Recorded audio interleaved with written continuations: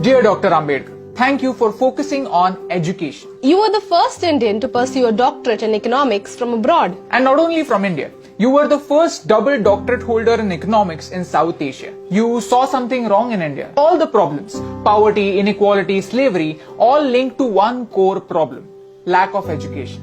And you realized that only good education can change our obsolete mindset.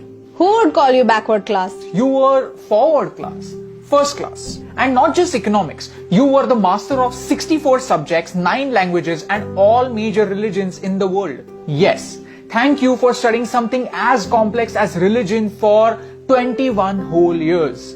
Wow. Dear Dr. Ambedkar, you fought for the freedom of your people. I mean, the people from villages. You had received world-class education from abroad after having struggled for your entire life. And yet, you came back. You came back to make sure that your fellow Indians don't have to fight again. Let me tell you a small story from Mahad, a village in Maharashtra where the untouchables were denied access to clean drinking water. You arranged a peaceful satyagraha and gave the right to clean water to the people in your community. This was 2 years before Gandhiji's Salt March. You said, we are not going to the Chowdar tank to merely drink its water.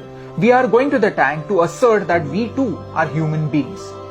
Dear Dr. Ambedkar, thank you for considering knowledge as your true legacy. Your personal library, Rajgriha, has more than 50,000 books and that remains the largest private library in the world.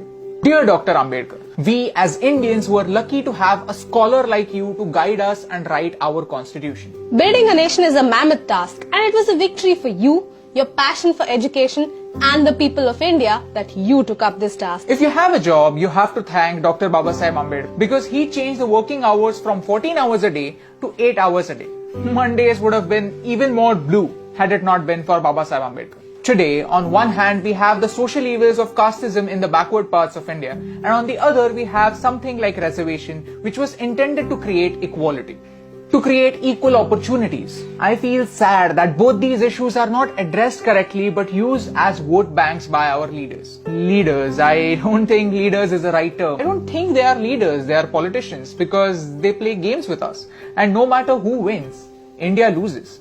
But you taught us to win.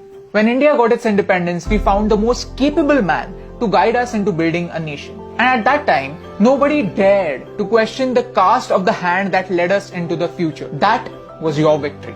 Your caste, your religion, your last name only determines how you start the game. But how you finish it depends only on you. Your pen was your weapon, your mind was your sword, and your knowledge was your shield. The Ashok Chakra in our flag, the one that adds a little bit of blue in the saffron, green and white, that's your contribution. Dr. Bhimrao Ramji Ambedkar or Baba Sahib. You are the father that made India into one giant family and you had the vision that every member of this family should have an equal right. Every member of this family is an equal member. Today I want to remember you and your work because we need it. We need to realize that all of our problems have only one permanent solution. Good education. Not the one that remains in the books, but the one that reflects in our action. You showed us how. And that's the reason why I love you.